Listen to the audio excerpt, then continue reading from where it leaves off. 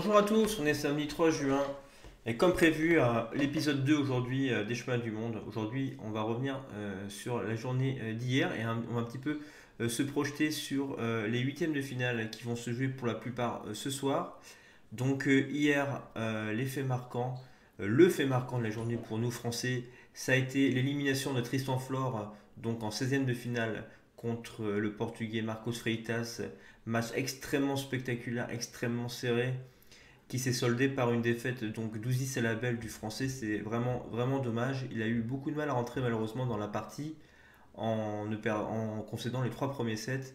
Il a vraiment eu du mal à trouver ses marques lors du début de la rencontre. Ensuite, il a vraiment dominé son adversaire en gagnant les trois sets suivants et jusqu'à se détacher 8-6 à la belle. Et là, à 8-6, il y a eu une balle vraiment favorable qu'il loupe et un petit peu de réussite ensuite sur la fin du set pour le Portugais, ce qui lui permet d'accéder au huitième de finale où il affrontera donc Timo Boll. Vraiment dommage pour Tristan puisque là il avait quand même un tableau relativement, on est bien dans le relatif, relativement jouable puisque Timo l'a quand même déjà battu deux fois et Timo est quand même beaucoup plus accessible qu'un joueur chinois. Donc c'est vraiment une belle occasion ratée pour Tristan et c'est vraiment dommage parce que je trouve qu'il était meilleur que son adversaire hier. Sinon, on va revenir un petit peu sur les résultats marquants pour moi des 16e de finale, notamment la victoire très aisée de Schwan face à Muramatsu. Je vous disais hier que j'avais parié sur le japonais. Mal m'en a pris puisque Schwan s'est complètement baladé face à Muramatsu. Un résultat assez surprenant de mon point de vue puisque Schwan est quand même un des joueurs du top 10 qui a le plus de difficultés sur le jeu de défense. Il avait notamment pris une énorme raclée face à Ruen Philus il y a quelques temps. Belle victoire de Schwan, bravo à lui, qui retrouvera sur son chemin Malong. Donc, à mon avis, ça risque d'être difficile pour le joueur de Taipei. Ensuite, nous avons eu Harimoto qui s'est baladé sur les hot chanting et qui a aussi joué son huitième de finale ce matin face à Lubomir Pistej, le Slovaque, qui s'était lui-même défait du Hongrois Lakatos. Et Harimoto a continué son petit bonhomme de chemin tout tranquillement en s'imposant 4-1 dans la plus grande des logiques. On va d'ailleurs revoir la balle de match. J'ai vu dans les commentaires que a priori Serving Simpo, no spin. avec des pas très simples, je ne sais pas exactement ce qui s'est passé. Après ça m'étonne que très peu de bons vieux Pistez. Oh, what a rally to end proceedings here. Harimoto runs very quickly to have a warm embrace of his coach, arms aloft. And what a match we've witnessed here on table number one. Tomokazu Harimoto, at 13 years of age, is displayed to us today. What a talented table tennis player he is.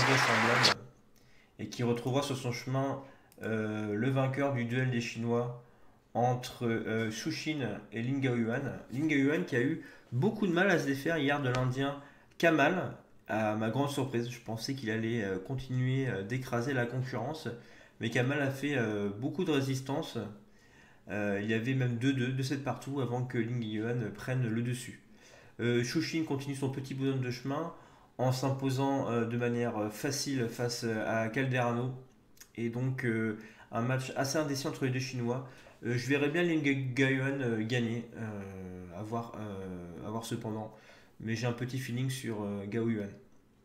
Ensuite, la grosse surprise, bien sûr, de cette journée d'hier, c'est la sortie du double champion du monde et du champion olympique 2012 Zhang Jike par le coréen numéro 20 mondial Lee Sang-soo. Donc énorme surprise. Mais en même temps, Zhang Jike c'est quand même le chinois, à mon avis, le moins fort de la sélection nationale à l'heure actuelle.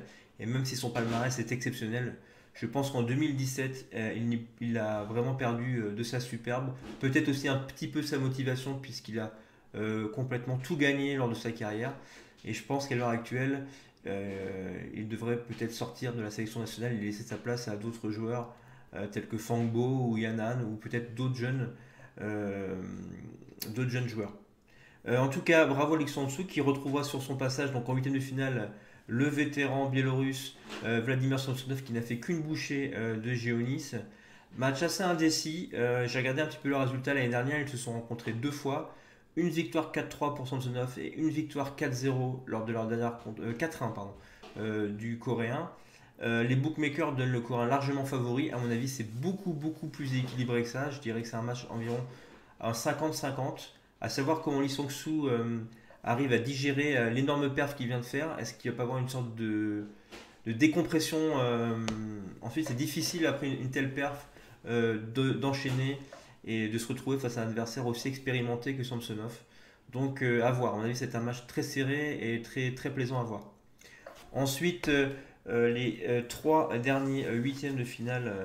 Là, en 16e de finale, la hiérarchie a été plutôt respectée, puisque Jang Sang-hoon, même s'il a un classement mondial inférieur à celui que Fegerl, s'est imposé très logiquement et très facilement lors des deux derniers sets face à l'Autrichien. Rappelons que Jong est le tombeur de Simon Gauzy en 16e de finale. Et donc, à mon sens, c'était un meilleur joueur que Fegerl.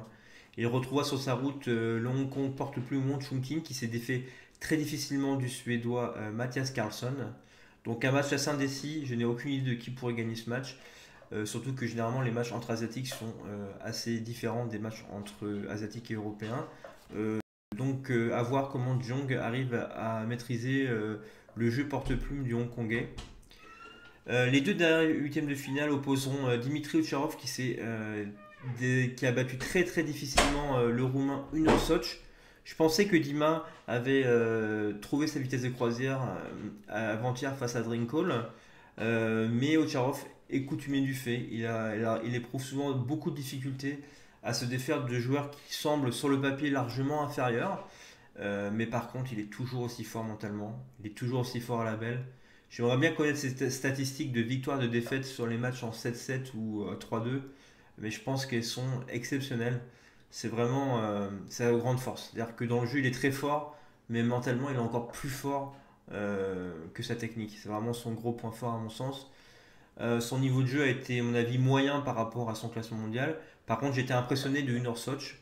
Je ne sais pas si vous avez vu le match, mais il y a quelque chose que le Roumain a fait de très intéressant, et je pense que c'est peut-être une évolution qui va être apportée par beaucoup de joueurs dans le futur. C'est-à-dire qu'il s'est mis à servir du milieu de table pendant quasi toute la rencontre et à servir rentrant dans le coup droit de Tcharov, ce qui a pour effet de gêner excessivement l'adversaire puisqu'il est difficile d'anticiper le placement de la balle. Il est aussi difficile donc du coup de bananer efficacement. Et vu qu'à l'heure actuelle le flip banane en revers est devenu omniprésent dans le jeu moderne, je pense que servir du milieu est une des solutions que la plupart des joueurs devrait peut-être prendre pour contrer cette stratégie-là.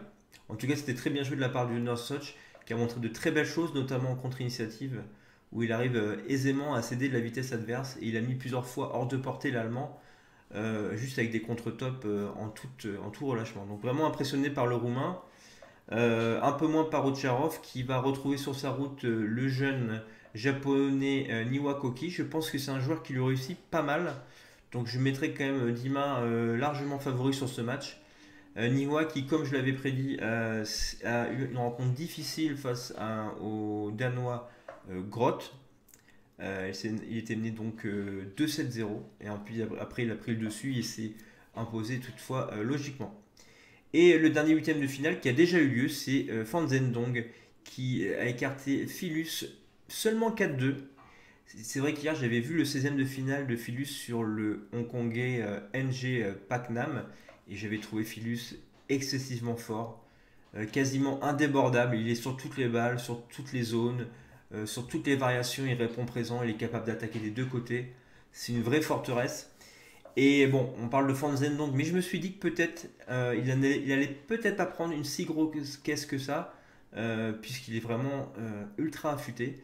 Et c'est ce qui s'est passé puisque pendant environ 3 ou 4 sets, il a fait jeu égal avec Fan Zhendong. Bien entendu, il a perdu 2, 11-3 et 11-3 puisque Fan Zhendong est largement supérieur. Mais Philus n'a vraiment pas à rougir de cette défaite et c'est plus qu'encourageant pour lui. Donc on se retrouve aujourd'hui avec les huitièmes de finale hommes et donc j'attends du beau spectacle. Je vous dis rendez-vous demain. Je vais conclure tout de suite afin que la vidéo ne soit pas trop longue.